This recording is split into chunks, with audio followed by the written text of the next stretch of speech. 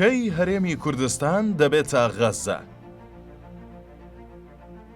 گەلی کوردستان لە بەرەکانی شەڕدا شکستی نەهێنا، بەڵام دەیانەوێت لە بودجەدا شکستی پێبهێنن. ئەگەرچی خۆڕەخکاری تایفی لە باکووری ئەفریقاوە تا سووریەدا ڕووخاوە، بەڵام بەغدای تایفی دژی کوردستان دەست بۆ هەموو چەکێک دەبات.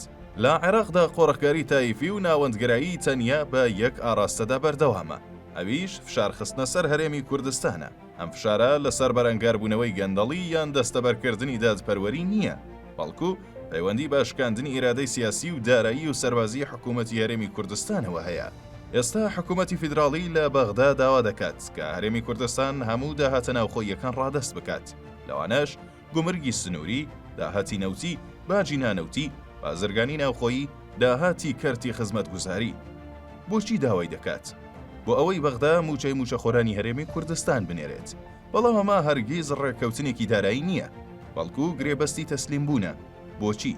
چونکە وا لە هەرێمی کوردستان دەکات کە لە ڕووی داراییەوە بۆ هەموو شتێک وابەستەی بەغدا بێت. ئەو کاتە هەرێم ناتوانێت بە شێوەیەکی سەربەخۆ پلانی گەشەپێدان دابنێت.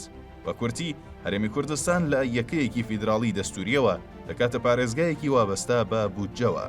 لێرەوە مافی هەرێمی کوردستانە بەشێک لە داهاتەکەی خۆی لەبەردەست بێت تا بەکاری بێنێت بۆ وەڵامدانەوەی حاڵەتە فریاگوزاریەکان، بۆ سندوقی یاسایش بە شێوەیەکی سەربەخۆ، بۆ وەبەرهێنان لە ژێرخانی گەشەکردندا. بیەنە بەرچاوت، ئەگەر بەغدا لە قەیرانێکی داهاتوودا ڕەتی بکاتەوە، پارە ڕەوانە بکات، چ مانایەک بۆ هەرێم دەمێنێتەوە؟ بێگومان هیچ. لە کاتی شەڕی داعشدا هەرێمی کوردستان بە درێژایی میحوەرێکی 1000 کیلۆمەتری شەڕی کرد و زیاتر لە 180,000 پێشمەرگە و هێزی ئەمنی جێگیر کرابوون. بەغدا ناموچەی دابین کرد، نەکەرەستە و نەهەماهەنگی بوو. ئەگەر لە حاڵەتی ڕادەستکردنی تەواوی ئەوەی بەغدا داوای دەکات گرفتێکی ئاسایش دروست بوو، بەرپرسیارەتیەکەی کێ هەڵی دەگرێت؟ ئەگەر هەولێر لە ساڵی 2014 چاوەڕێی بەغدا بووایە پارەکانی بدات، داعش دەگەیشت زاخۆ. ئەگەر بمانەوێت لەوە تێبگەین کاتێک دەسەڵاتێکی وەک هەرێمی کوردستان دەستبەرداری کۆنتڕۆڵی داهات دەبێت چی ڕوودەدات، ئەوە سەیری غەزە بکە. هەموو هاوردە و هەناردەکردن و کارەبا و ئاو ڕۆشتنی پارە لەلایەن ئیسرائیل و میسرەوە کۆنتڕۆڵ کرا، دوجار بەرگەی نەگرت و کوورەکە لە گەرمی گەمارۆدا تەقی.